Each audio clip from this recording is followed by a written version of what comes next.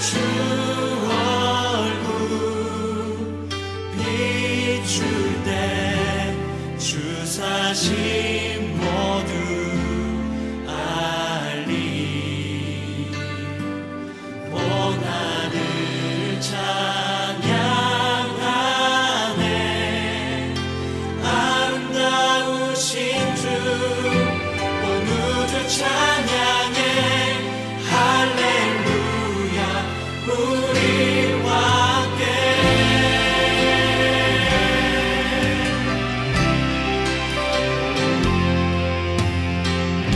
다 함께 거룩하신 주님을 노래하며 나가십시다. 거룩하신 하나님 온 세상 주의 영광 가득해. 열방들아 일어나 경배와 찬양 드려. 주 얼굴 비출 때 주 사심 모두 알리. 온 하늘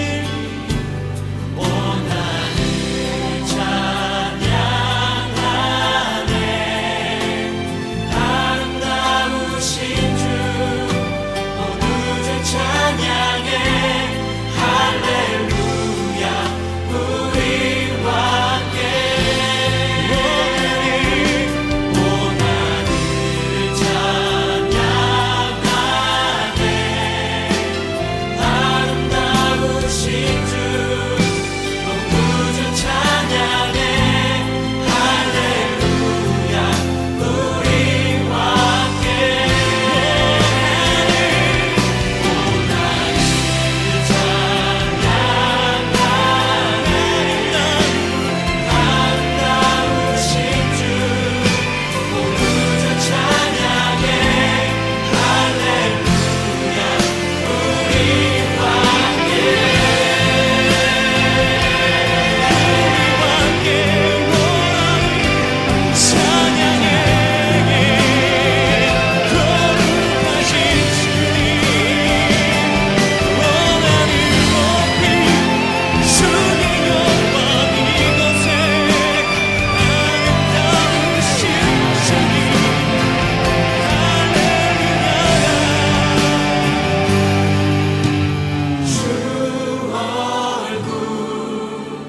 비출 때 주 사심 모두 알리. 온 하늘 찬양하네. 아름다우신 주 온 우주 찬양해. 할렐루야 우리와 함께.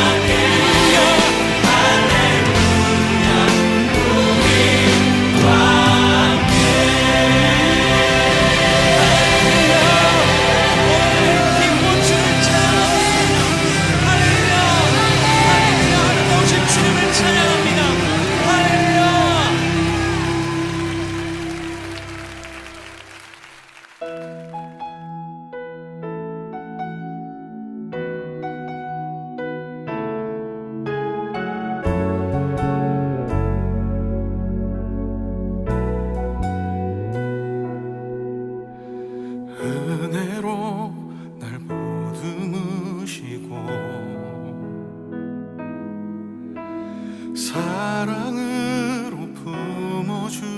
부셔도 내 마음 한 자락도 지키지 못하는 이 모습 부끄럽습니다. 따스한 곁을 내어주신 주님 앞에 나갑니다.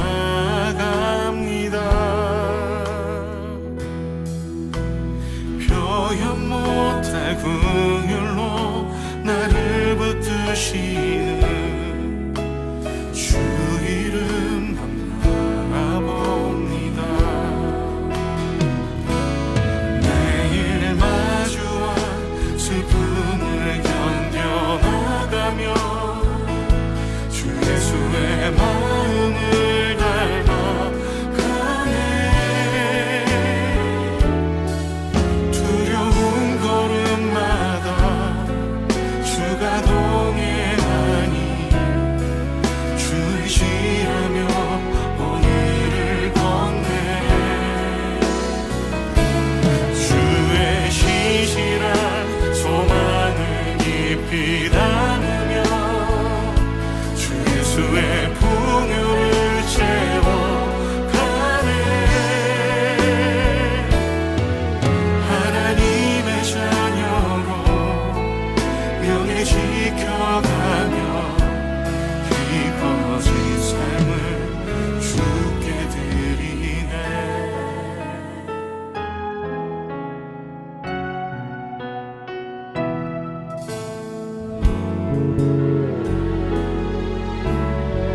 따스한 곁을 내어주신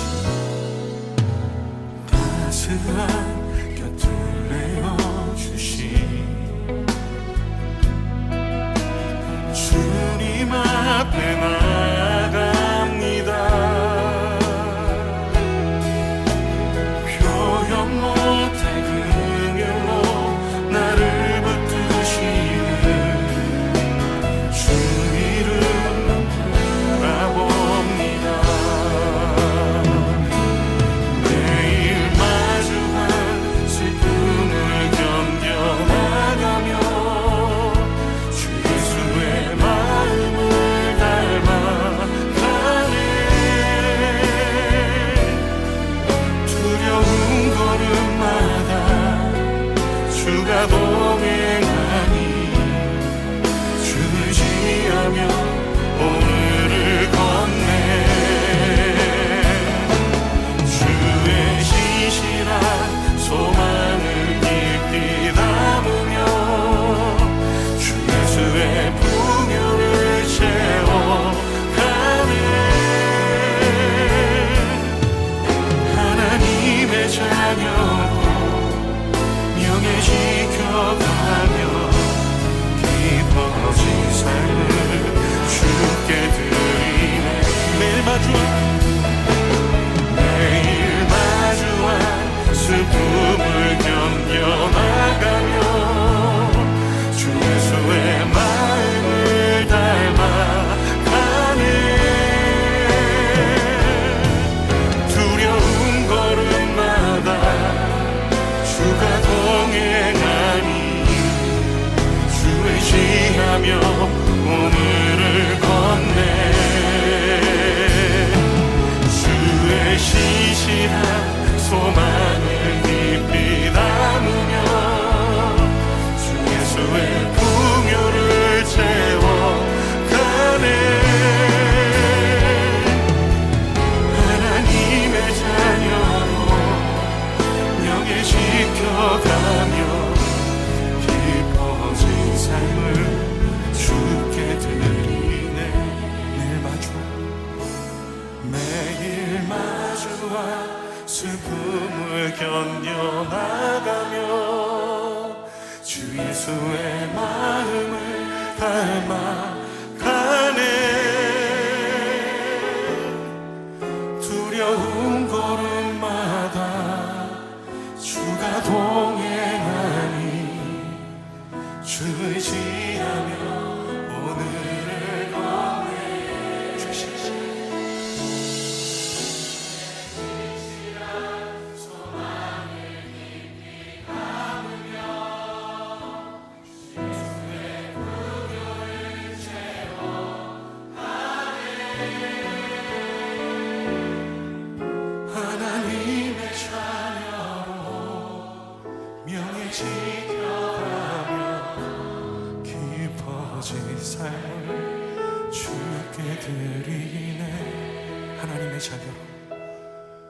하나님의 자녀로 명예 지켜가며 깊어진 삶을 주께 드리네.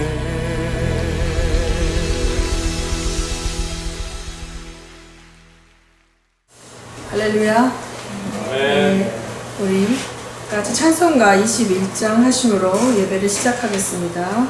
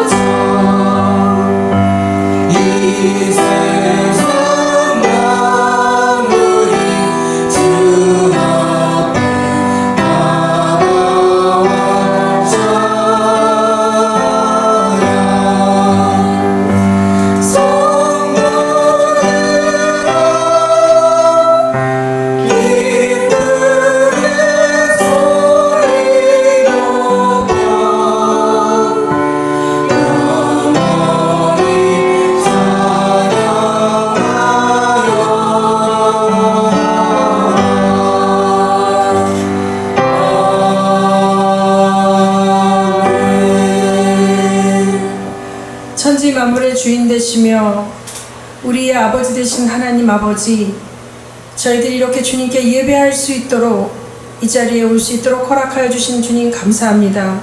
예배할 수 있는 이 땅 가운데 살게 하심을 감사합니다. 저희들이 7년과 진정으로 하나님께 예배함으로 하나님 아버지께서 주시는 성령의 충만함을 맛보고 임재 가운데 이 세상을 살아갈 수 있는 저희들 될 수 있도록 도와주시옵소서. 예수님 이름으로 기도합니다. 아멘. 우리 사도신경 고백하심으로 하나님 앞에 나가시겠습니다. 나는 전능하신 아버지 하나님 천지의 창조주를 믿습니다. 나는 그의 유일하신 아들 우리 주 예수 그리스도를 믿습니다. 그는 성령으로 잉태되어 동정녀 마리아에게서 나시고 본디오 빌라도에게 고난을 받아 십자가에 못 박혀 죽으시고 장사한 지 사흘 만에 죽은 자 가운데서 다시 살아나셨으며 하늘에 오르시어 전능하신 아버지 하나님 우편에 앉아 계시다가 거기로부터 살아있는 자와 죽은 자를 심판하러 오시니라. 나는 성령을 믿으며 거룩한 공교회와 성도의 교제와 죄를 용서받는 것과 몸의 부활과 영생을 믿습니다. 아멘. 네, 우리 이 시간에 기도하실 때에는 지난 한 주간 동안 지내면서 저희들이 하나님 뜻대로 살지 못하고 또 세상에 나아가 세상의 영에 휩쓸려 또 하나님을 오해했고 낙심했고 믿음 없이 살았던 부분들을 회개하며 또 오늘 이렇게 저희들이 하나님 앞에 다시 말씀을 들을 수 있는 귀한 예배 가운데 나올 수 있게 하시고 이 어려운 상황 가운데서도 무사히 건강하게 살 수 있게 해주신 거 감사하는 기도 드리겠습니다. 기도합니다.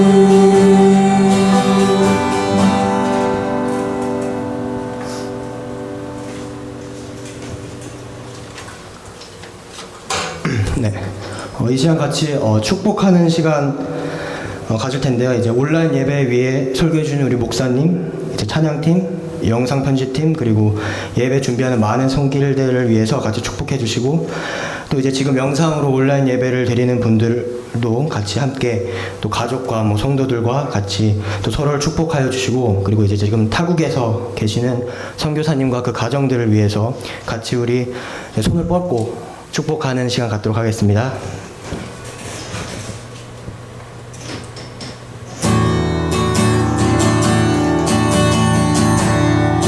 당신은 하나님의 언약 안에 있는 축복의 통로.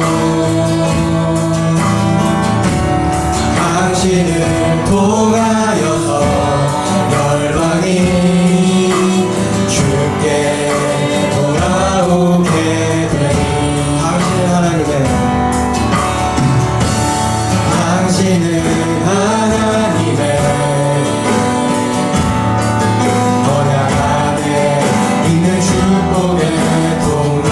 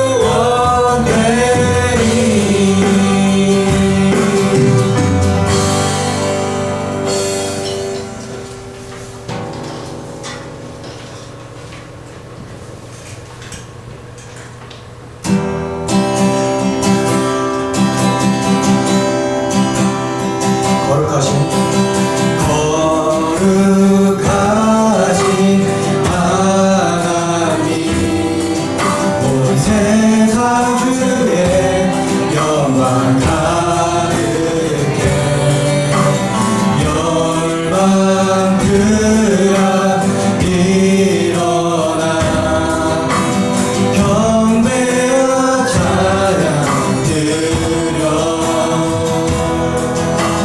주 얼굴 비출 때 주사신 모두 알리 온 하늘 찬양하네 아름다우신 주 온 우주 찬양해 할렐루야 우리와 함께 온 하늘 찬양하네 아름다우신 주 온 우주 찬양해 할렐루야 우리와 함께 할렐루야 우리와 함께 할렐루야 우리와 함께 거룩하신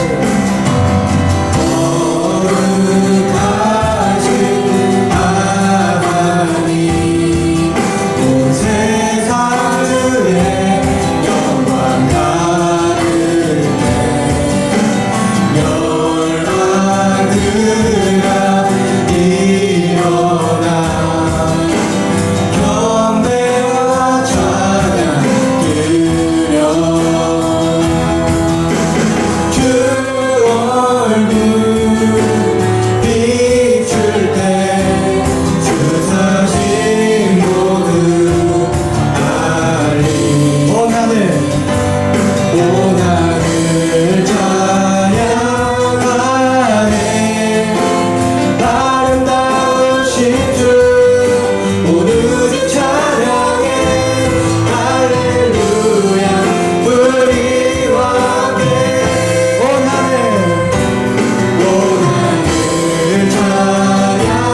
찬양하네 아름다우신 주 온 우주 찬양해 할렐루야 우리와 함께 온 하늘 찬양하네 아름다우신 주 온 우주 찬양해 할렐루야 우리와 함께 할렐루야 우리와 함께 할렐루야 우리와 함께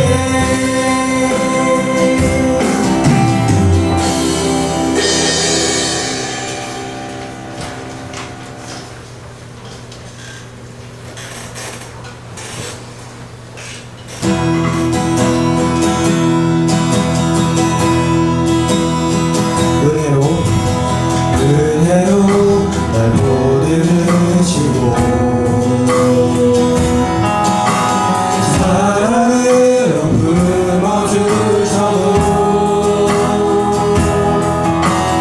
내 마음 한 사람도 지키지 못하는 이 모습 부끄럽습니다. 곁을 내어주신 주님 앞에 나아갑니다. 표현 못할 그 길로 나를 붙드시는 주님 바라봅니다. 매일 마주한 슬픔을 견뎌나가며 주 예수의 거룩을 닮아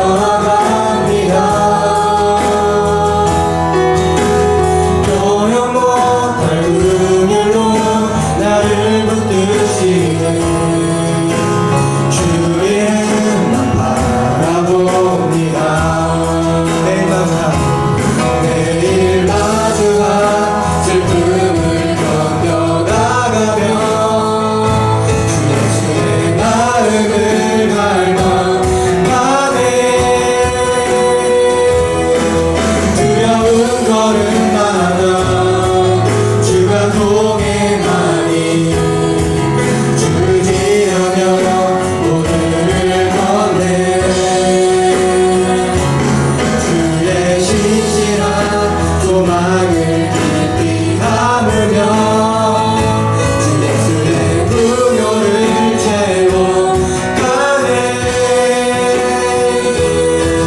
하나님의 자녀로 명예 지켜가며 기뻐진 삶을 주께 드리네. 매일 마주한 슬픔을 견뎌나가며 주 예수의 마음을 닮아가네. 두려운 거는 많아 주가 동행하니 규진하며 오늘을 걷네.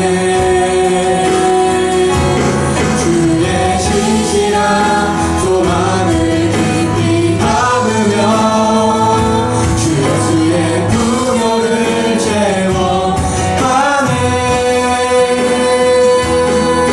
하나님의 자녀로 명예 지켜가며 기뻐진 삶을 주께 드리네. 하나님의 자녀로 명예 지켜가며 기뻐진 삶을 주께 드리네.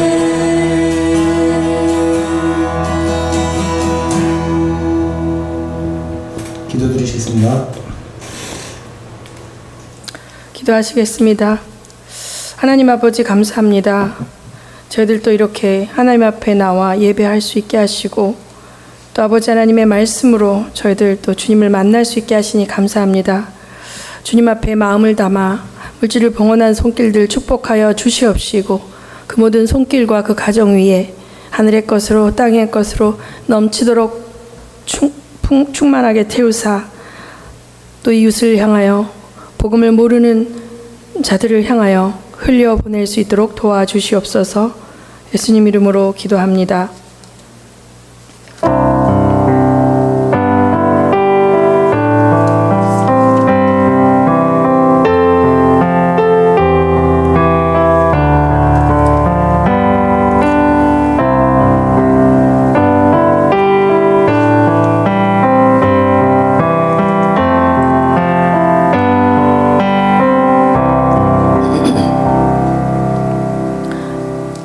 네, 오늘 말씀 제목을 한번 다 같이 읽어볼까요? 시작.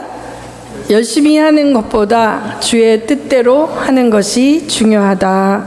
본문 말씀 보겠습니다. 출애굽기 2장 11절에서 15절. 모세의 이야기를 좀 하고 싶습니다. 출애굽기 2장 11절부터 15절까지 우리 교독하실까요? 제가 먼저 읽습니다. 모세가 장성한 후에 한 번은 자기 형제들에게 나가서 그들이 고되게 노동하는 것을 보더니 어떤 애굽 사람이 한 히브리 사람 곧 자기 형제를 치는 것을 본지라. 좌우를 살펴 사람이 없음을 보고 그 애굽 사람을 쳐 죽여 모래 속에 감추니라. 이튿날 다시 나가니 두 히브리 사람이 서로 싸우는지라. 그 잘못한 사람에게 이르되 내가 어찌하여 동포를 치느냐 하매 그가 이르되 누가 너를 우리를 다스리는 자와 재판관으로 삼았느냐. 내가 애굽 사람을 죽인 것처럼 나도 죽이려느냐. 모세가 두려워하여 이르되 일이 탈로 되었도다. 바로가 이 일을 듣고 모세를 죽이고자 하여 찾는지라. 모세가 바로의 낯을 피하여 미디안 땅에 머물며 하루는 우물 곁에 앉았더라. 우리 2장 22절을 같이 읽습니다. 시작. 다 같이 시작. 그가 아들을 낳음에 모세가 그의 이름을 게르솜이라 하여 이르되 내가 타국에서 나그네가 되었음이라 하였더라. 아멘. 오늘 이제 갑자기 설교를 하게 되면서 하나님께 기도하는 가운데 모세의 삶을 나누고자 하는 마음을 주셨어요. 여러분 다 아는 것 같이 모세는 이스라엘 백성들이 애굽에 가서 살 때, 그죠? 처음에는 요셉이 먼저 가고 그 다음에 야곱과 그 일가가 이민 가는 형태로 간 거죠. 이민 가는 형태로 갔지만 오랜 세월이 흐르고 왕조가 바뀐 가운데 이스라엘의 백성의 삶의 모습이 어떻게 됐습니까? 노예의 모습으로 전락되었어요. 그럴 때 그 이스라엘 백성들이 생육하고 번성함으로 인구가 많이 늘어나니까 지배계층인 그 애굽의 민족보다 숫자가 더 많아져서 반란을 일으킬까봐 두려운 마음이 생긴 바로가 어떻게 했습니까? 아들을 낳으면 무조건 죽이라고 그랬죠. 그랬을 때 히브리 3파가 그 모세가 태어났을 때 그 모세가 비범함을 본 거예요. 그리고 히브리 3파들이 그 아이들을 살려내려고 이렇게 많이 했죠.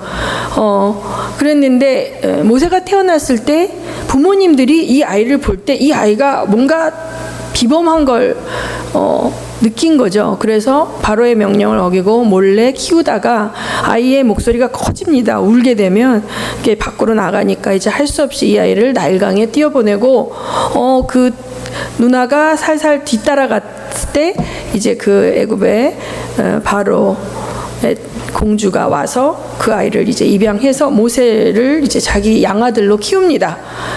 그런데 이제 공주는 자기 아들이 없었어요. 이제 신학자들이 연구해 본 바에 의하면. 근데 이 모세가 왕자로 이제 그곳에서 크지만 그 젖을 먹으러 어떻게 갔어요? 자기의 친엄마를 유모로, 그렇죠? 그래서 이 유대인들은 이 엄마가 아이를 젖을 먹이면서 그 유아기 때 그 하나님에 대해서 이야기하고 아이가 알아듣든 못 알아듣든 하나님의 말씀으로 이 아이들을 이렇게 가르치고 귀에 계속 얘기해주고 이런 전통이 있어요.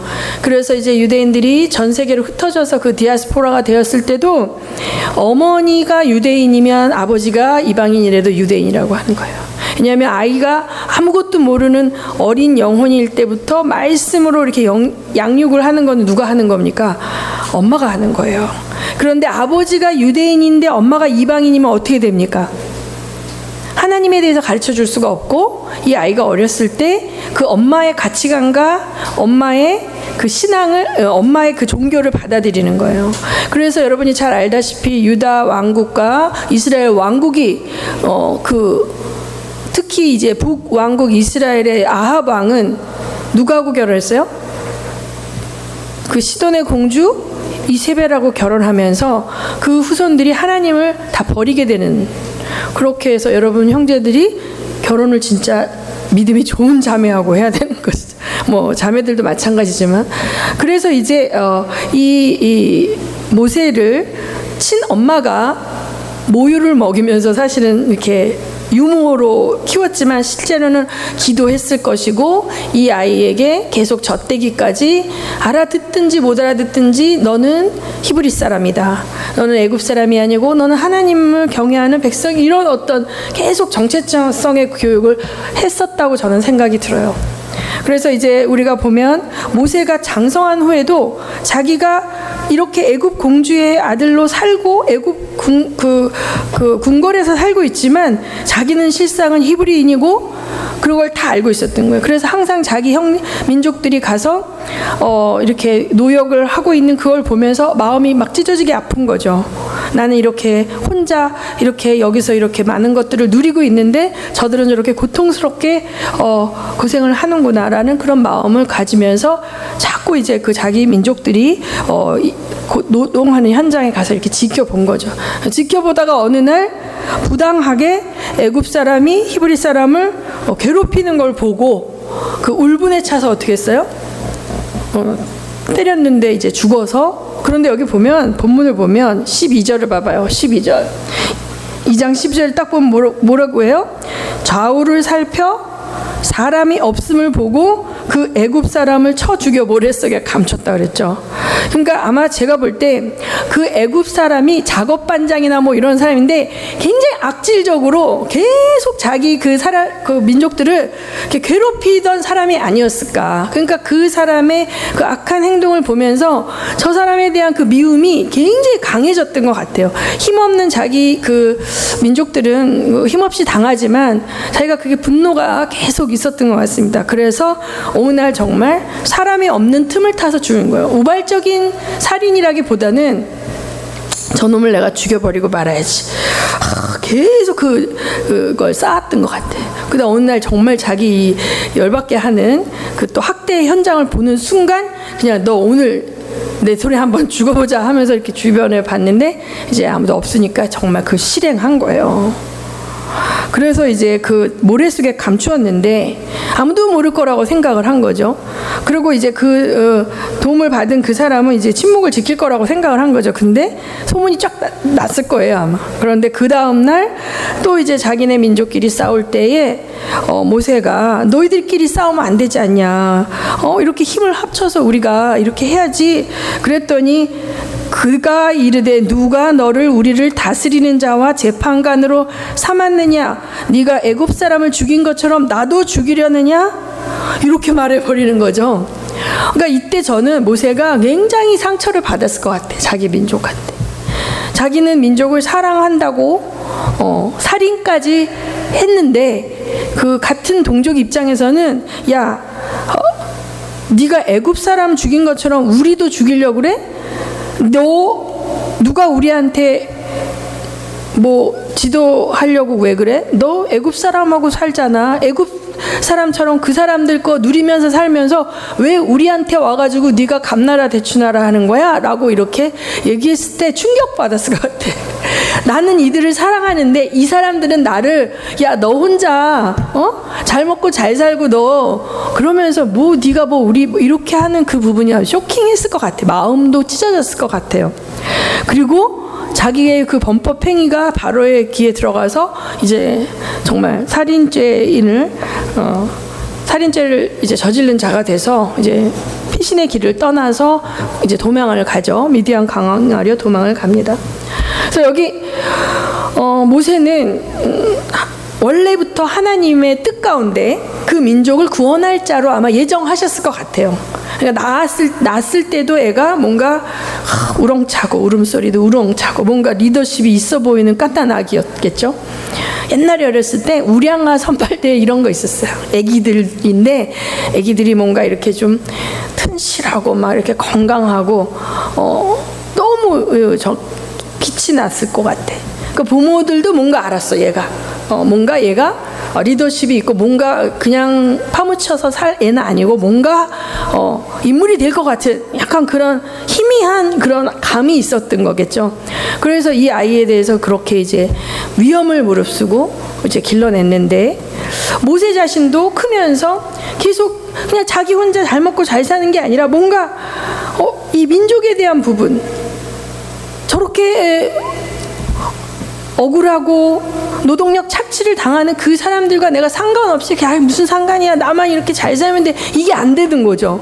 그들에 대해서 관심이 많고 그들이 부당한 갑질을 당하는 거에 대해서 이거는 아니고 막 이런 것들이 있는 거야. 그러니까 그 캐릭터 속에 뭐 리더십의 기질이 있는 거죠. 어떻게 보면 나만 잘 먹고 잘 살고 이기적인 게 아니라 뭔가 민족에 대한 어떤 관심이 있고 그러니까 그런 것들은 하나님이 심어 놓으신 거예요. 여러분들도 여러분이 갖고 있는 캐릭터 중에 여러분이 태중에서 지음을 받을 때 하나님께서 넣어 놓으신 그 달란트와 기질과 그 안에 여러분의 사명이 들어있거든요.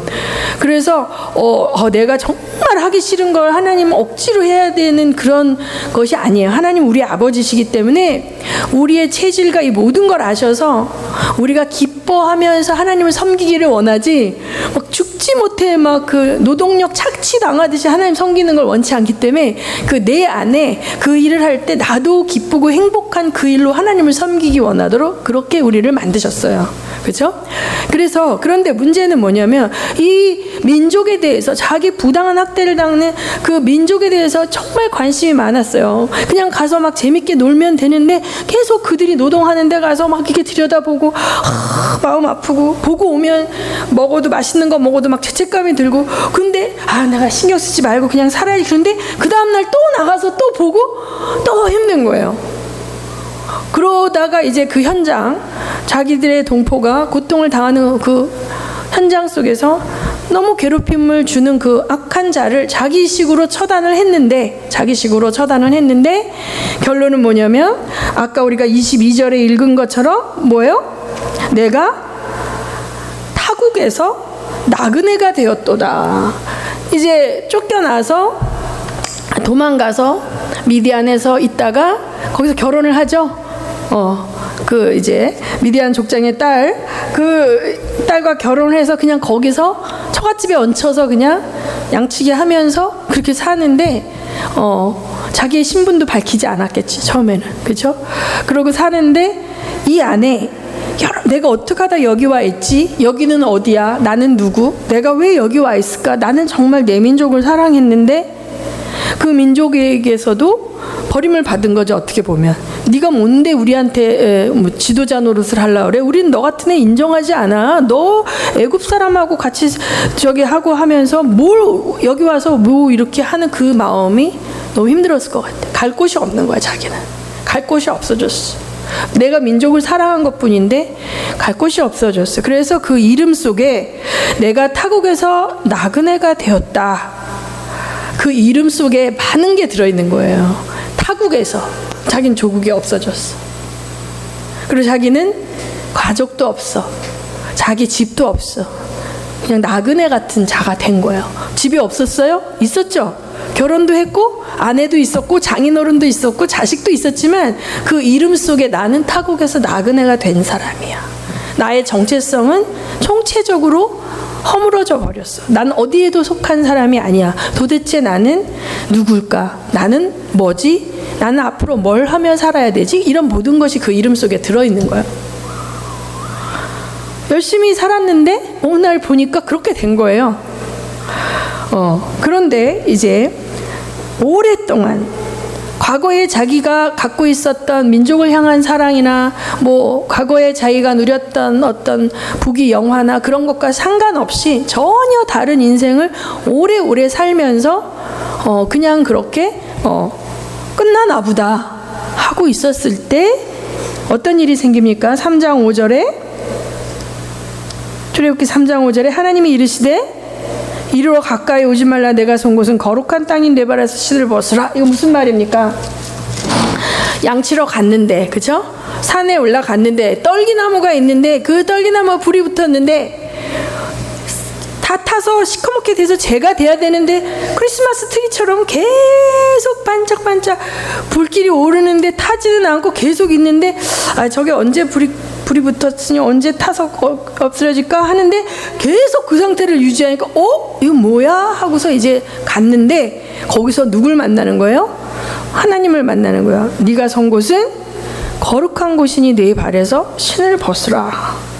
신발을 벗는다는 의미는 이 고대 근동 지방에서 존경과 겸손의 표시인 거예요. 지금도 우리 모스크에 가면 무슬림 사람들이 들어갈 때 어떻게 들어가는지 알아요? 신발 안 신고 가요. 보면은 신발이 수천 개가 막 그 어떻게 자기 주인 찾아서 신을지 모르겠어요. 그 사람들이 발 씻고 신발 벗고 들어가거든요. 그 유목민 가운데 그 문화는 지엄하시고 높은 분 앞에 갈 때는 신발을 벗고 발 깨끗하게 가는 거예요. 근데 모세는 거기 맨날 샌들 신고 먼지 바람 다 묻으면서 지나다니던 곳인데 갑자기 맨날 다니던 그 곳이 거룩한 곳이라고 신발을 벗으려는 거예요. 내가 맨날 다니던 곳인데 그 순간에 떨기나무에 하나님의 영이 임재했을 때 그곳이 거룩한 지성소가 되는 거야. 여기서 벗으라는 거예요. 그래서 모세가 벗었더니 하나님이 모세에게 뭘 주십니까? 이제 자기의 뜻을 얘기하시라. 나의 계획이 뭐냐? 6절부터 보면 다 같이 읽을까요? 3장 6절 시작. 또 이르시되 나는 내 조상의 하나님이니 아브라함의 하나님, 이삭의 하나님, 야곱의 하나님이니라. 모세가 하나님 배웠기를 두려워하여 얼굴을 가리매 여호와께서 이르시되 내가 애굽에 있는 내 백성의 고통을 분명히 보고 그들이 그들의 감독자로 말미암아 부르짖음을 듣고 그 근심을 알고 내가 내려가서 그들을 애굽인의 손에서 건져내고 그들을 그 땅에서 인도하여 아름답고 광대한 땅, 젖과 꿀이 흐르는 땅, 곧 가나안 족속, 헷 족속, 아모리 족속, 브리스 족속, 히위 족속, 여부스 족속의 지방에 데려가려 하노라. 자, 여기서 하나님께서 자기의 플랜을, 그죠? 자기의 뜻을 모세에게 완전히 말씀하시는 거예요. 그러면서 그래서 그게 나랑 무슨 상관이죠? 자, 이제 가라. 네가 바로에게 내가 너를 보내서 내 백성을 이스라엘 자손을 애굽에서 인도하여 내는 그 일을 내가 너를 통해서 할 것이다. 이렇게 얘기하니까 모세는 전혀 그 계획은 자기가 생각했던 계획도 아니고 갖고 있던 플랜이 아니야. 그렇죠? 자기 플랜이 아니에요. 모세는 민족을 사랑했지만 어쩌다 보니 타국에서 나그네로 살고 있는데 지금 이제 그냥 나름대로 자식 낳고 조용히 살고 있는데 아픈 추억이 있는 그곳으로 내가 가고 싶지도 않고 바로 앞에 내가 설 만큼 대단한 사람도 아니고 내 민족이 나한테 네가 누군데 너 애굽 사람 밑에서 꿀바람 맞고 사는 놈이 왜 우리한테 지도자 행세해? 저리 꺼져!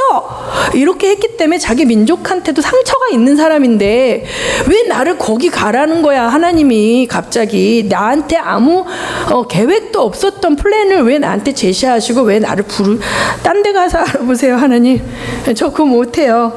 저 그런 사람 아니거든요. 막 이렇게 얘기하는 거죠. 그러니까 이제 하나님이 모세에게 설득하는 거죠. 내가 너와 함께 할 것이고 저 말도 못해요. 그러니까 내가 네 형 아론을 붙여줄까 이렇게 계속 하나님이 이제 설득하시는데 좋다. 그러면 하나님 제가 갔다 쳐요. 가서 얘기했다 쳐요. 그러면 바로가 나 같은 사람 말을 듣겠냐고요. 너 어디서 굴러먹던 뭔데 여기 와서 얘기하지 않겠어요? 누가 보냈다 그러면 내가 누가 보냈다 그래요? 막 이렇게 하니까 그때 뭐라 그래요? 하나님이 당신이 자 13절에 모세가 하나님께 아뢰되 내가 이스라엘의 자손에게 가서 이르기를 너희 조상의 하나님이 나를 너희에게 보내셨다 하면 그들이 내게 묻기를 그 이름이 무엇이냐 하리니 내가 무엇이라고 그들에게 말하리까? 그랬더니 14절에 하나님 뭐라 그래요? 다 같이 시작 14절 하나님이 이르시되 나는 스스로 있는 자이라 또 이르시되 너는 이스라엘 자손에게 이같이 이르기를 스스로 있는 자가 나를 너희에게 보내셨다. 네, 여기서 하나님이 스스로 자기에게 이름을 소개한 건 뭐예요? 나는 스스로 있는 자다. I am who I am. 그래서 그게 난 스스로 있는 자다라고 해석할 수도 있고 이 비동사 그죠? 나는 나다. 근데 난 나야 이렇게 해석할 수도 있잖아요. 그래요. 그런데 이게 어떤 목사님이 이제 제가 얼마 전에 설교를 드렸는데 스스로 있는 자, 스스로 자자, 한자에 스스로 자자 있죠. 그 다음에 스스로 있다라는 것은 어떤 누구로 말미암아 있는 게 아니라 누구에 의해서 있는 자가 된 게 아니라 그냥 스스로 처음부터 있는 거예요. 그래서 자, 이 컵은 누구로 말미암아 여기 있냐면 이 컵을 만든 사람으로 말미암아 여기 존재하는 거야. 그렇죠?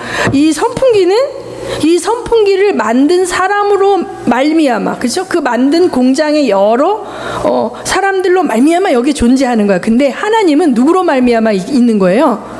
그냥 있는 거예요. 누구로 말미암지 않고 당신 스스로 있는 거예요. 스스로 말미암았다. 그래서 스스로 자자에다가 말미암을 유자를 합치면 뭐라고 읽어요? 자유라고 읽어요. 하나님의 이름에 있는 속성 중에 가장 큰 속성, 하나님 자유로운 분이에요. 이제 스스로 있는 자, 이 발음을 유대인들이 아직도 못해요. 히브리 이제 알파벳으로 요드 해 바브 해라고 이렇게 자음만 있는데 그 자음을 처음엔 읽었겠죠. 그런데 이들이 자음에 히브리어에는 이게 모음이 없어도 읽게 되는데 그 나중에는 이제 이 언어가 이렇게 되면서 뭐 이렇게 다른 나라 갔다가 막 이렇게 되면서 언어의 발음 기호처럼 모음을 찍어갖고 읽었는데 처음부터 이 요드 해 바브 해에는 모음 기호를 안 붙인 거예요. 어떻게 발음하는지를 몰라요. 그래서 거기에 요드해 바브해에다가 여호와라는 그 엘로힘인 그거에 대한 모음을 붙여서 합성해 갖고 읽는 게 야훼 또는 여호와라고 하는데, 그건 그냥 편의상 그렇게 부르는 거예요. 정말 그렇게 하나님의 이름을 부를 수가 없어서 편의상 그분, 그냥 그 존재, 그 지엄하신 분, 뭐 이런 식으로 호칭을 썼던 거예요.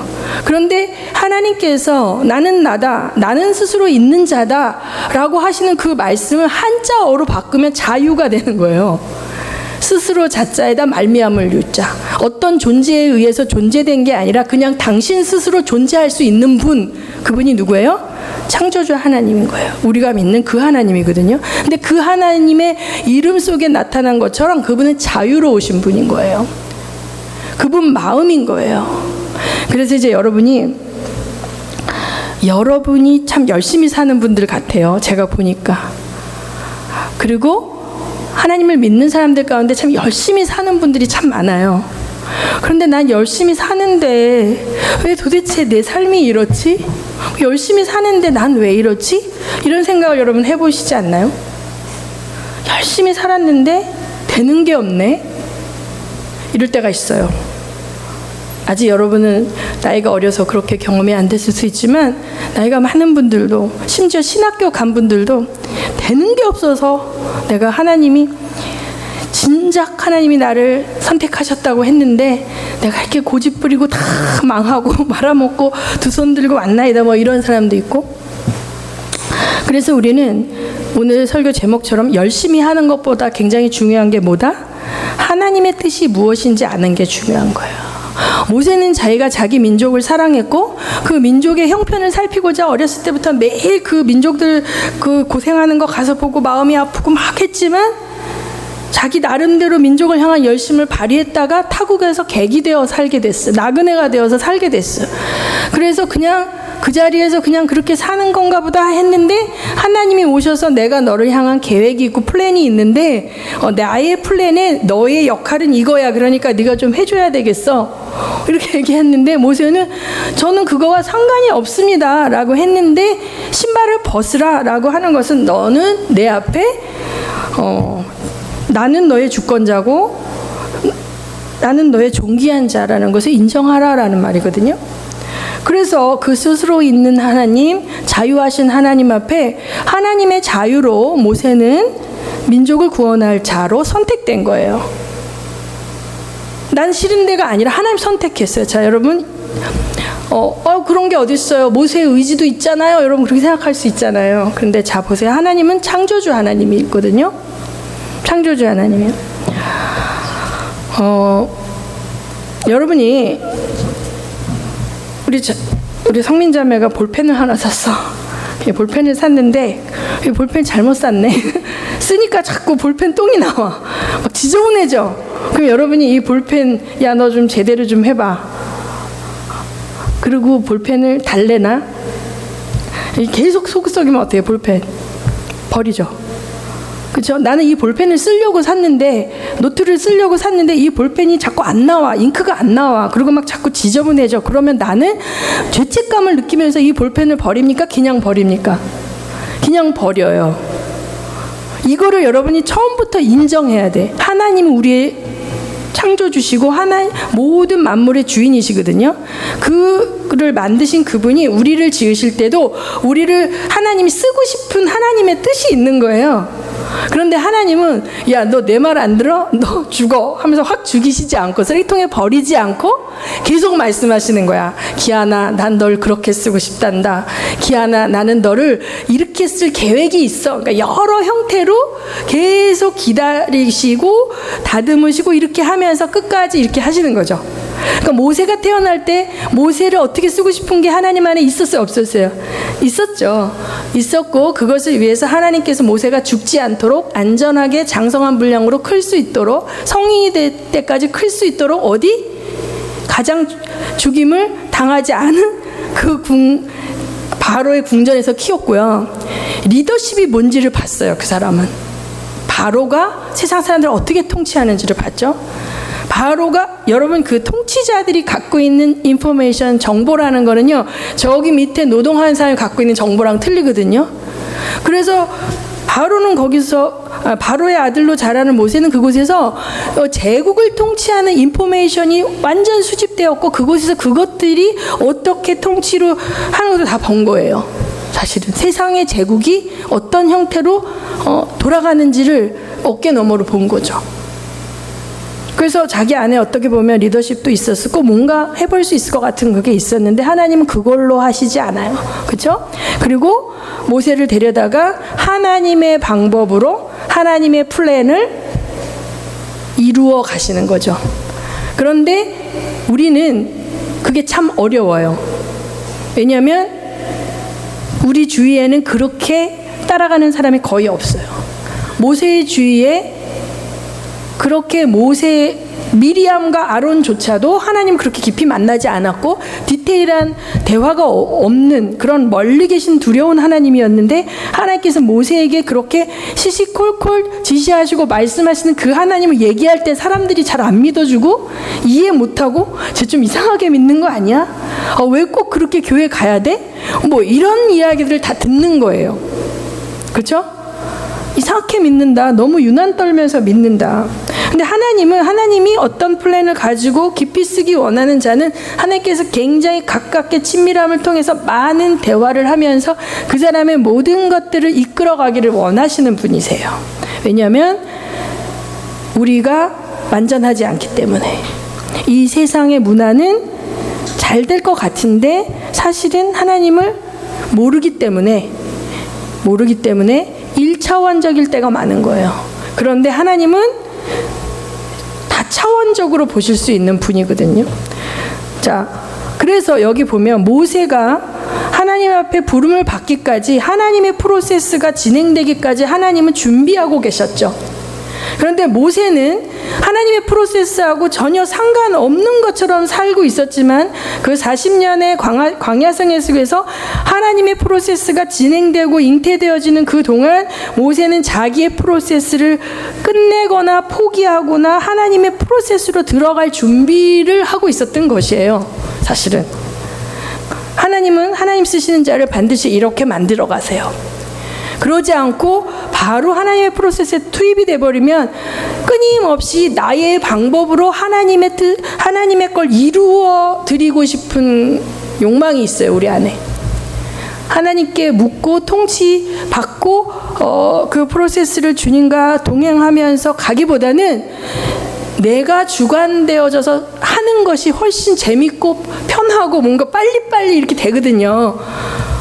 그렇기 때문에 하나님은 그런데 그 결과는 뭐야? 객에서 나그네가 되었네, 타국에서 나그네가 되었네라는 결과가 올 때가 많다는 거예요. 왜? 우리는 그 다 차원적으로 볼 수 있는 눈이 없어요. 우리는 그냥 시간과 공간에 갇혀 있고 한 치 앞을 보지 못하는 인생이기 때문에 내가 아무리 완벽한 플랜을 세웠어도 어떤 변수가 들어올 수 있는 거예요. 저희 조카 하나가 큐레이터예요. 그런데 어렵게 해외에서 유명한 미술 작품을 막 해가지고 돈을 많이 들여가지고 예술의 전당에다 딱 전시회를 열었는데 그 다음 주부터 코로나가 딱 해가지고 쫄딱 망한 거예요.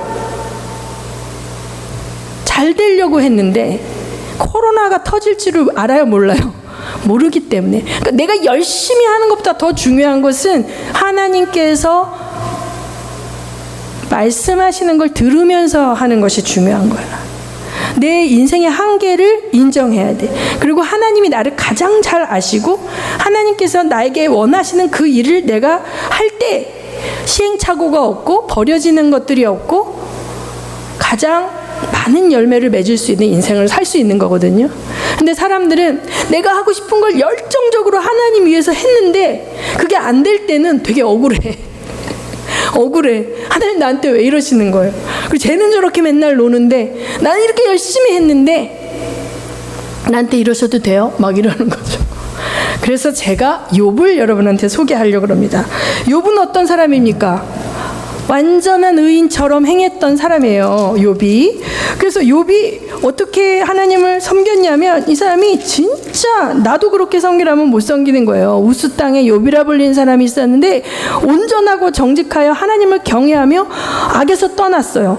그리고 자기 자식들이 있는데 하나님 복을 주셔서 엄청 부자였는데 이 사람이 아이들이 죄를 지을까봐 이 매일 성결제를 드리고 아이들의 한 명 한 명대로 번제를 드리고 또 이 아이들이 죄를 범할까 해서 항상 아이들을 너희 정말 죄 지면 안 돼, 하나님 섬기면서 살아야 돼 하면서 헌금도 많이 하고 제사도 잘 드리고 이렇게 열심히 전심으로 하나님 섬기는 사람이었잖아요, 그렇죠? 그런데 하나님 욥한테 어떻게 하셨어요? 사단에게 그래 한번 해봐 이렇게 던져. 어떻게 그러실 수 있어요? 하나님이. 여러분 시험 안 들었어요? 욥기 읽을 때? 나 참 중학교 때 처음에 욥기 읽을 때 고등학교 때인가? 하나님, 이런 하나님 내가 믿어도 되나? 이렇게 할 정도로 하나님 어떻게 내어줘요? 자, 욥은 열심히 살았습니다. 하나님 열심히 섬겼습니다. 근데 욥이 비참한 나락에 떨어지게 되었죠. 근데 하나님이 미안해 하면서도 욥에게 나타나지 않으셔요, 그렇죠? 그런데 욥이 어떤 생각이 억울해 죽겠는 거예요. 너무 죽겠는 거야. 그러고 욥이 막 자기 생일을 저주해. 그러니까 하나님한테는 대항할 수 없으니까 차라리 나 같은 거 죽어버렸으면 좋겠다. 그런데 하나님이 거기다 또 친구들이 와가지고 상처에 고춧가루 뿌리네. 너 이런 저주받은 거 보니까 너 분명히 나쁜 짓 했어. 너 좋은 말로 할 때 빨리 얘기하고 회개해. 근데 욥은 아무리 생각해도 자기가 악을 선택한 적이 없는 거예요. 최선을 다해서 하나님을 따라가려고 했고 하나님 선택했고 시키는 대로 다 했어. 하나님 시키는 대로. 그러면서 욥이 17장에 보면 나의 기운이 쇠하였으면 나의 날이 다하였고 무덤이 나를 위하여 준비되었구나. 나를 조롱하는 자들이 나와 함께 있으므로 내 눈이 그들의 충동함을 항상 보는구나. 막 이러면서 사람들이 이제 자기를 완전 짓밟고 조롱하고 이렇게 하는데 그냥 그 무기력하게 그걸 다 당하고 억울한데, 자 6절에 보면 하나님이 나를 백성의 속담거리가 되게 하시니 그들이 내 얼굴에 침을 뱉는구나.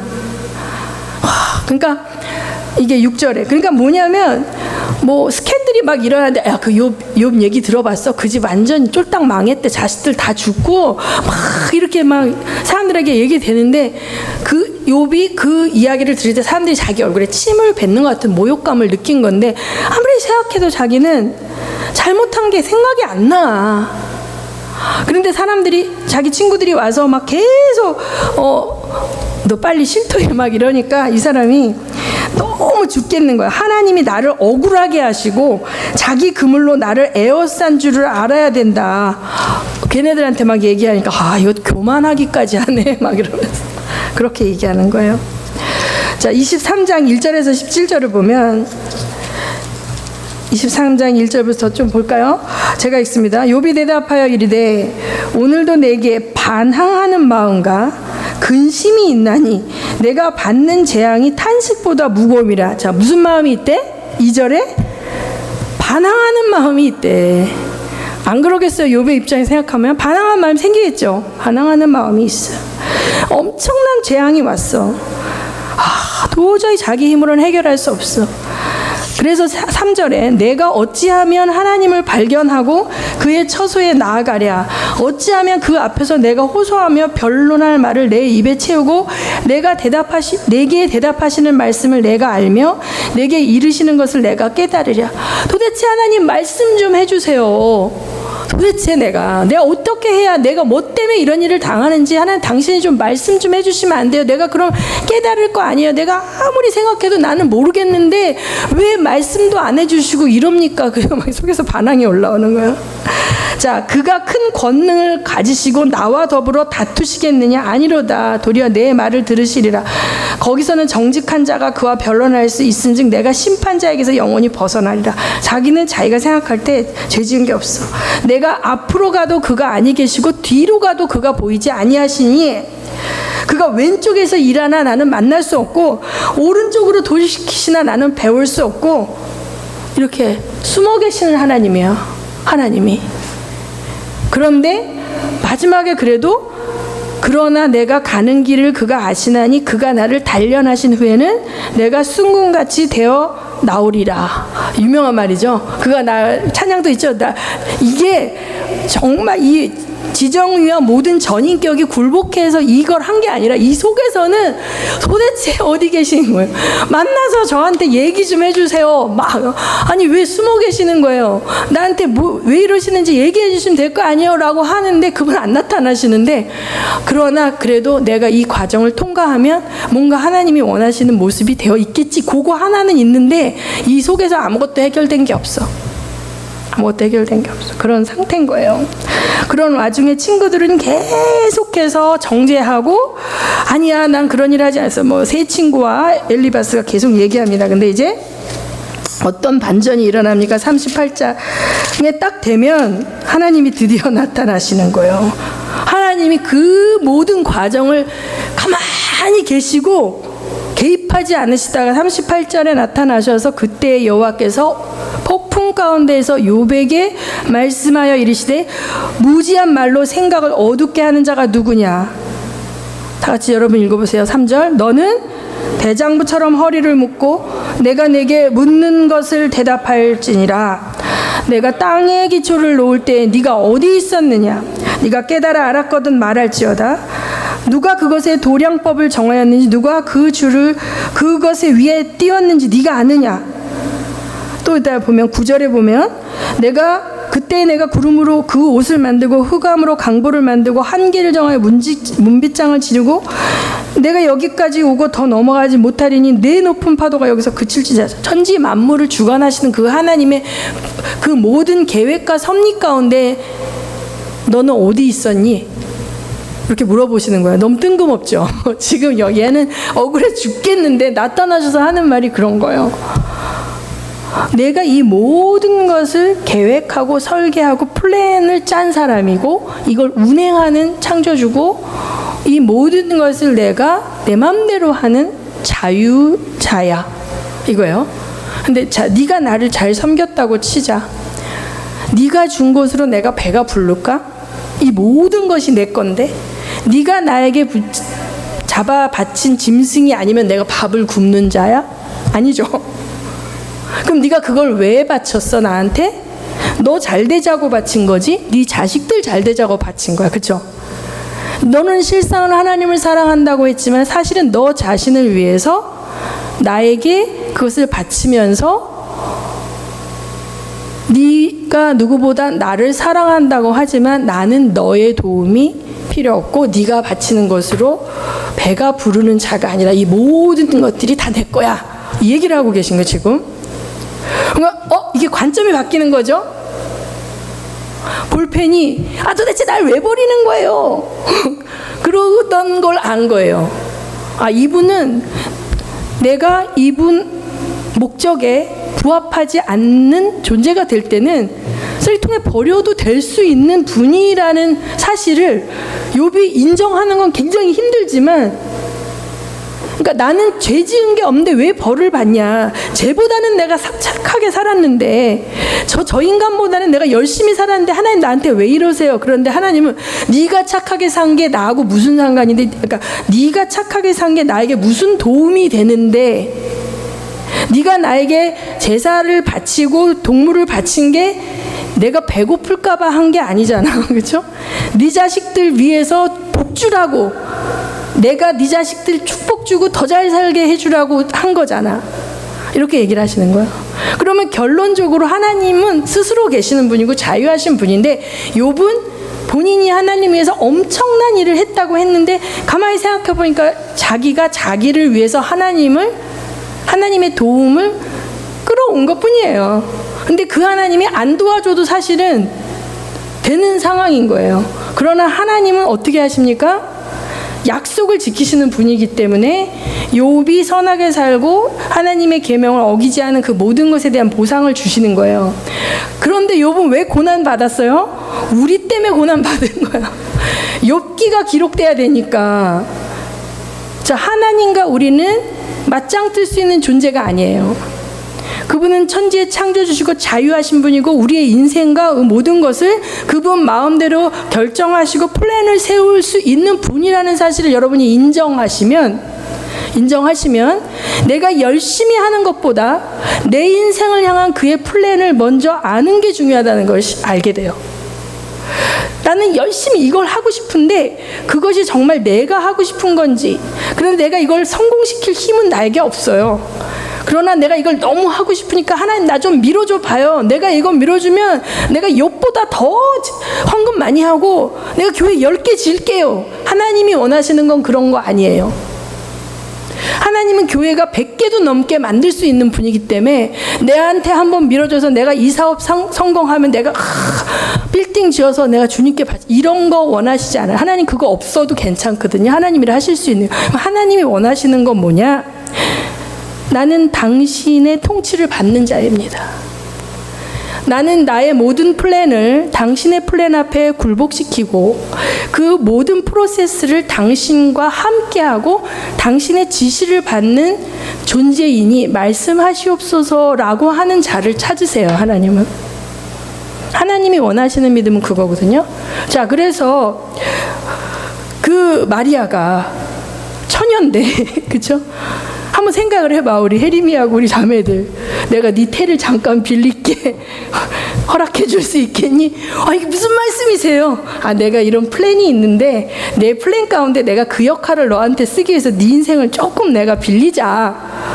주의 계집종이여니 뜻대로 하시옵소서라고 말할 수 있냐는 거죠. 그죠? 자, 여러분, 베드로가 고기 잡는 사람인데 어느 날 네 배 좀 쓸게. 예수님 배를 썼잖아. 그래서 갈릴리 가보면 이렇게 언덕이 있고, 그래서 배에 띄어서 이렇게 하면 그 원형 운동장 거기서 이렇게 말씀 듣는 것처럼 멀리서도 보이니까 배를 이렇게 띄어서 거기서 말씀을 전하시고 난 다음에 가서 고기 잡어. 그랬더니 베드로가 뭐라 그래요? 고기는 언제 잡는 거예요? 거기는 이제 수온이 높아지니까 밤에, 이제 낮에는 수온이 높아지니까 고기들이 깊이 들어간단 말이죠. 밤에 잡아야 이제 고기들이 올라오니까 이렇게 잡기가 쉬운데 지금은 잡을 때가 아니에요. 밤에 잡았는데도 못 잡았어. 공쳤어. 근데 베드로가 뭐라, 우리가 밤이 맞도록 수고하였지만 잡은 것이 없지만 뭐에 의지하여? 말씀에 의지하여 그물을 내리겠나이다 라고 하죠. 나의 플랜은 오늘 고기 잡을 플랜이 없어요. 나의 지식과 나의 경험에 의해서는 지금은 고기가 안 잡혀요. 그런데 네 배를 좀 쓰자. 주인도 아닌데 썼어요. 그래, 고마워. 자, 지금 고기 잡으러 가봐. 그랬는데 나의 경험과 상식과는 맞지 않죠. 충돌이 되죠. 말이 안 되는 짓이죠. 근데 주님이 말씀하시면 내가 가겠나이다 했더니 어떻게 됐어요? 고기를 엄청 많이 잡은 거예요. 그러면서 그러면 잘 됐네. 나랑 이 사업 한번 같이 해보실래요? 시간과 때를 정해주세요. 그때 내가 금을 내릴게. 괜히 밤새 고생할 필요 없고 이러지 않았잖아요. 나 죄인이니까 다 떠나세요. 난 당신을 감당할 수 있는 존재가 아닌 것 같아요. 그렇게 얘기를 한 거예요, 베드로가. 자기 죄인됨을 깨달은 거예요. 예수님이 천지 만물을 주관하시는 분이고, 이거는 자연적인 현상이 아니라 저분에 의해서 일어난 현상인 거야. 업노멀한 현상인 거야. 그거 알아본 거죠, 베드로가. 그랬을 때 예수님이 딱 나의 플랜을 얘기해. 내가 너를 사람 잡는 업으로 쓰고 싶은 거다. 따라올래? 내 플랜을 얘기할 때 그들이 그물을 버려두고 주를 쫓으니라 라고 되어 있는 거예요. 베드로의 인생 계획은 고기 많이 잡아서 배나 여러 척 좀 가지고 선주 노릇하면서 잘 살고 싶었는데, 오늘 갑자기 와서 어떤 분이 배를 빌려달라 하더니 그의 인생이 바뀌어서 그는 사람 낳는 어부가 됐고, 하나님이 계획하신 대로 그는 12사도의 우두머리가 됐어요. 그러나 여러분이 잘 알다시피 그의 기질과 성품이 다스림을 받는 데는 오래 걸렸죠. 예수님이 잡혀갈 때 우와 해갖고 이 말고의 귀를 잘라버리고, 이게 어디 감히 우리 선생님. 그리고 뭐예요? 내가 죽을 거다 그러면 자기의 상식과 경험에 의해서 메시아는 죽으면 안 되니까 그러지 마시고, 마음 약한 소리 하지 마시고, 죽는다는 소리 하지 마시고 하다가 혼나는 거죠. 자, 나의 경험, 나의 지식, 나의 기질, 나의 플랜이 다 박살나는 과정이 있는 거예요, 누구나. 근데 하나님은 베드로를 통해서 엄청난 일을 하셨죠. 로마의 교회가 생겼을 때 베드로 사도는 로마에서 엄청난 일을 하는 거죠. 그리고 그 네로 황제가 막 노마를 불태울 때 살겠다고 나가는데 여러분 잘 아는 거죠. 앞에서 예수님이 막 가시니까 주여 어디로 가시나이까 라고 했을 때 네가 버려두고 온 성도들을 내가 구하러 내가 로마로 간다. 그래서 베드로가 피난길에 돌이켜서 다시 로마로 간 거예요. 그래서 위대하게 순교를 했죠. 내가 예수를 3번 부인한 자로 미끄럽게 십자가에 똑바로 매달릴 수 없고 거꾸로 매달려도 그래서 그가 십자가에 거꾸로 매달려서 순교를 했는데 그의 인생이 저주받은 것입니까? 그의 인생이 저주받은 것이면 예수님의 십자가도 저주받은 것입니까? 아니죠. 그는 완벽하게 그를 계획하시고 지으신 하나님의 플랜에 맞추어서 자기의 인생을 성공적으로 살고 사명을 완수하고 영광의 멸류관 위에 위된 하늘나라로 간 거예요. 그렇기 때문에 여러분 모두에게도 그와 같은 플랜이 있다 없다? 있어요. 하나님의 플랜이. 그래서 내가 열심히 하는 것도 중요하지만 여러분이 계속 하나님한테 하나님 저는 하나님께 쓰임받고 싶고 하나님의 플랜 속에서 하나님이 원하시는 자로 하나님의 사명 감당하고 싶어요. 도와주세요 라고 끊임없이 기도하시면 하나님이 여러분이 알 수 있는 형태로 대답을 해주실 거예요. 꿈에 나타나고 이런 은사적인 게 아니래도 어느 날은 설교를 듣다가 어느 날은 책을 읽다가 혹은 큐티를 하다가 여러 형태로 하나님은 여러분에게 말씀하고 싶어 하시고 교제하고 싶어 하시고 왜냐하면 여러분의 인생이 소중하니까 여러분의 인생이 그렇게 모세처럼 시행착오를 통해서 타국에서 나그네처럼 하는 세월이 흘러가는 부분을 하나님도 아까워하세요. 하나님도. 근데 자꾸 뺑뺑이를 돌고 되풀이되는 잘못이 있을 때는 여러분이 점검을 해보고 지금 내가 하나님한테 뭐를 훈련받고 있지? 내 선택에 어떤 부분이 문제가 있기 때문에 내가 이 되풀이되는 것을 하죠? 여기 유석 선생님들 맞죠? 애들이 패스 못하면 계속 동일한 문제 계속 풀려주잖아요. 정답 잘 찾아낼 때까지. 하나님도 마찬가지입니다. 우리를 훈련하시고 하나님의 프로세스에 우리의 프로세스가 없어지고 하나님의 프로세스 속에서 그분이 계획하신 사명을 우리가 잘 감당하게 할 수 있도록 하나님의 프로세스에 우리가 투입되기 전까지 하나님 우리를 만들어 가시는 거예요. 그래서 우리의 인생은 절대 실패가 없어요. 그렇죠? 그러나 많은 열매를 맺기 위해서는 어떻게 해야 돼요? 시행착오가 없어야 되고 낭비가 없어야 돼요. 그러니까 여러분이 열심히 하는 것도 중요하지만 더 중요한 것은 묻고 행하는 게 더 중요하다. 다 같이 한번 얘기해 봅시다. 묻고 행하는 게 더 중요하다. 묻고 행하는 게 더 중요하다. 나의 뜻보다 더 중요한 것은 하나님 뜻이거든요. 왜냐하면 하나님 완벽하신 분이기 때문에 나보다 나를 더 잘 아시고 나를 지으신 분이고 나의 처음과 나중을 다 보고 계신 분이에요. 그렇기 때문에 나의 인생에 있어 무엇이 가장 많은 열매를 맺고 많은 하나님의 그 플랜에 많은 어떤 역할을 감당하고 그런 모든 것을 가장 잘 아시는 분이 그분이기 때문에 저는 여러분의 이 시절 가운데 가장 중요한 것은 하나님과의 친밀함을 배워가는 거예요. 뭔가 내가 잘하면 하나님은 상 주시고 잘못하면 벌 주시는 그 하나님이 아니라 나의 인생의 주관자 되시고 나를 플랜으로 계획하시고 태초부터 계시고 모든 인류 역사 가운데 수많은 주의 종들 또 하나님께 쓰임받은 모든 자들을 그렇게 훈련해 오신 그 하나님이 나의 아버지가 되셔서 나의 트레이너가 되셔서 내 인생 가운데서 가장 가까이 나를 이끌어가 주신다면 여러분의 인생은 빛나는 인생이 되는 거죠.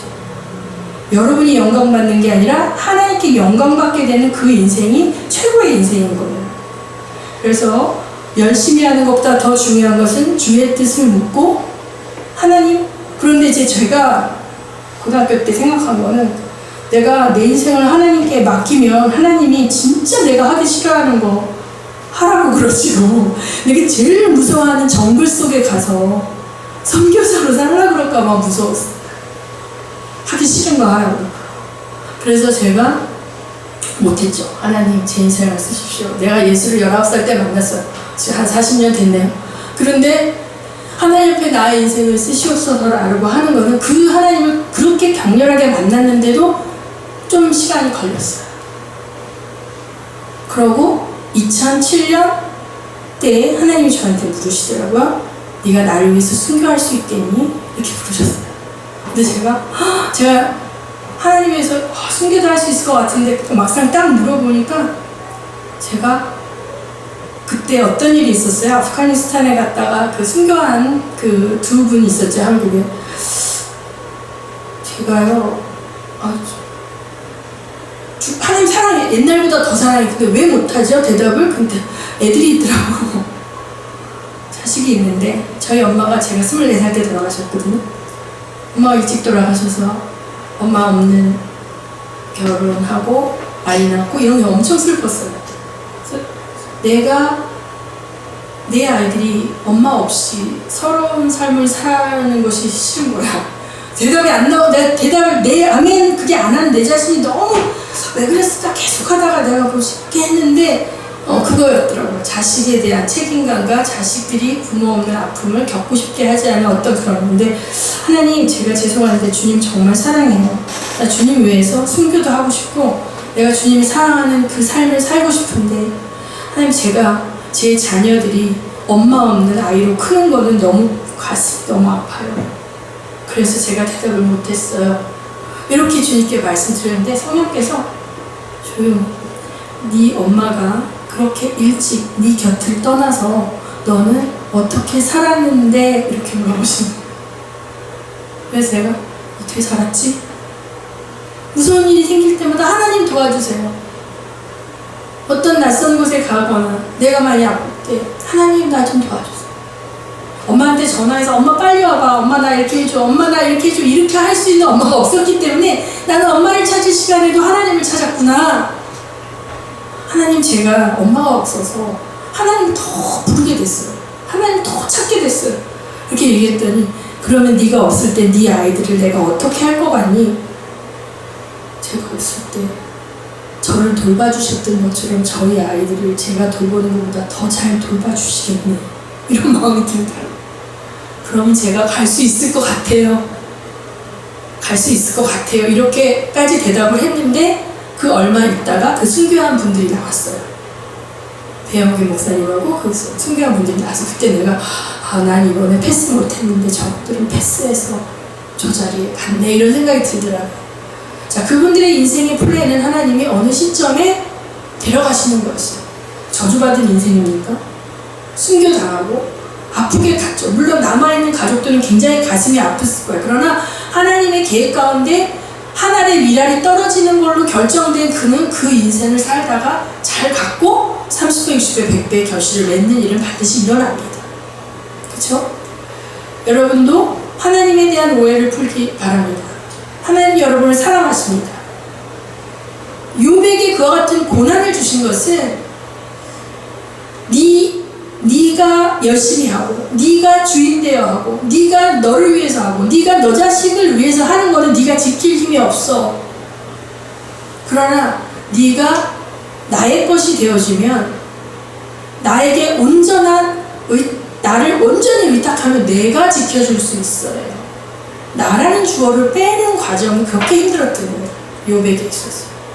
여러분도 나라는 주어를 집착하지 마세요. 내가 이제 욥기를 타보면 내가 너무 억울하다, 내가 너무 속상하다, 그러니까 욥의 그 감정이 나중심적인 감정이 굉장히 많이 나오거든요. 욥의 입장에서는 그게 절절할 수밖에 없는데 하나님께서 나라는 주어를 하나님이라는 주어로 바꾸어가는 과정 속에서 욥이 아팠지만 하나님은 전능하시고 주관자시기 때문에 그 일을 행하실 때에 반드시 우리에게 보상해 주시고, 그러나 보상 때문에 우리가 하는 게 아니라 그 하나님을 사랑하는 것이 내가 기뻐요. 왜냐하면 우리를 만드실 때 하나님을 사랑하면 행복한 자로 만드셨거든요. 세상을 사랑하는 것들은 그 기쁨에 취해서 하나님 사랑을 모르는 자들은 그게 재밌을지 모르지만 정말 하나님 사랑에 취해본 자는 세상 사랑으로 꼬셔지지가 않거든요. 진짜 하나님 사랑으로 취해본 자. 그래서 여러분은 하나님 사랑에 취한 자 되시기 바랍니다. 그리고 여러분이 하고 싶은 그 일을 하나님께서 원하시는 것인지 하나님의 플랜을 물으시고 하나님 저 이거 해보고 싶어요. 하나님 이게 하나님 원하시는 거예요. 만약에 아니라면 하나님 원하시는 게 뭔가요? 제가 어떻게 살기 원하세요? 어떤 속에서 무엇으로 하나님 동행하고 하나님께 영광 돌리기 원하는지. 많은 분들이 모세처럼 주의 민족을 위해서 살아야 돼, 혹은 뭐를 위해서 살아야 돼, 내가 이것을 할 거야 하는데 그 디테일한 과정은 내 스타일로, 내 맘대로, 내 지식과 내 경험대로 하면서 여러 연단의 과정과 오랜 시간들을 겪는 것입니다. 그래서 여러분에게 비법을 알려드리는 거예요. 인생을 낭비하지 않는 비법. 열심히 하는 것보다 뭐가 중요하다? 주의 뜻대로 하는 것이 중요하다. 아멘. 네, 한번 기도하시겠습니다. 하나님, 주님의 뜻을 알 수 있는 지혜를 허락하여 주시옵소서. 주님의 뜻에 순종할 수 있는 겸손함을 허락하여 주시옵소서. 주님의 뜻이 내가 행복해지는 것이라는 것을 믿는, 하나님의 사랑을 믿는 믿음을 주시옵소서. 기도합니다. 기도하겠습니다. 하나님 아버지, 저희들에게 하나님의 그 온전하시고 완전하신 뜻이 무엇인지 분별할 수 있는 아버지의 지혜를 허락하여 주시고, 아버지의 사랑을 믿고 아버지의 사랑을 신뢰함으로 주님께 순종하는 것이 두렵지 않고, 순종하는 것이 억울하지 않고, 순종하는 것이 기쁨이 될 수 있도록 저희들에게 그러한 믿음을 허락하여 주시옵소서. 예수님 이름으로 기도합니다. 네, 우리 다 같이 주님 말씀하시면 찬양하시면서 예배를 마치겠습니다.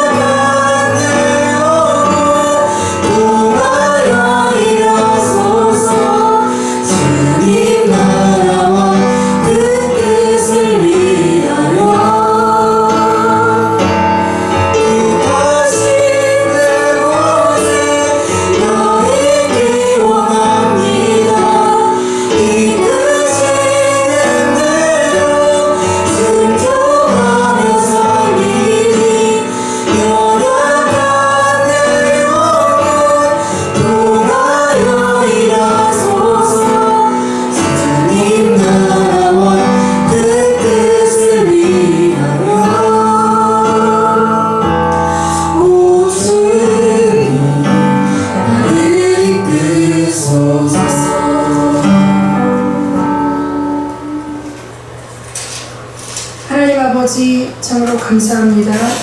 저희들에게 하나님이 주관자 되시며 저희들의 아버지 되시는 것을 가르쳐 주셔서 감사합니다. 하나님 앞에 하나님께 모든 것을 함께 나누며 하나님의 통치를 받기를 즐겨하는 저희들 되게 하여 주시옵시고, 그 하나님의 선하시고 온전하신 뜻을 이루어드리는 인생 되게 하여 주시옵소서. 이제는 우리를 위하여 십자가에 달리셔서 우리에게 자녀된 그 지위를 회복시켜 주신 하나님 예수 그리스도의 은혜와 아들을 내어주시고 오랜 세월 우리를 향한 뜻을 거두지 아니하시는 하나님 아버지의 사랑하심과 오늘도 우리와 동행하시며 우리가 날마다 그 무수한 선택 가운데에서 하나님의 뜻대로 살 수 있도록 말할 수 없는 탄식으로 우리를 위하여 간구하시는 성령 하나님의 임재 역사하심이 여기 모인 하나님을 사랑하는 자들 위에와 이 예배를 드리는 모든 자들과 선교지의 선교사님들 위에 이제로부터 영원토록 함께 하실지어다. 아멘.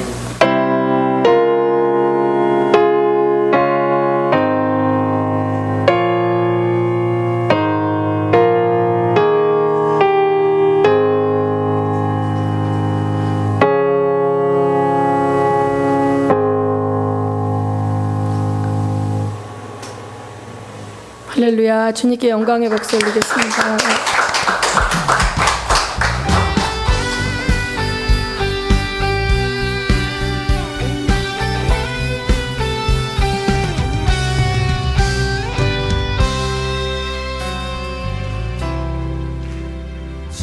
뜻대로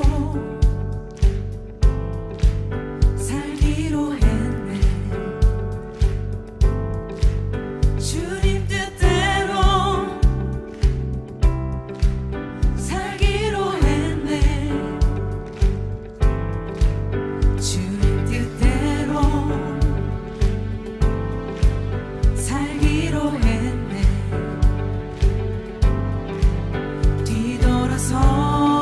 뒤돌아서지 않겠네.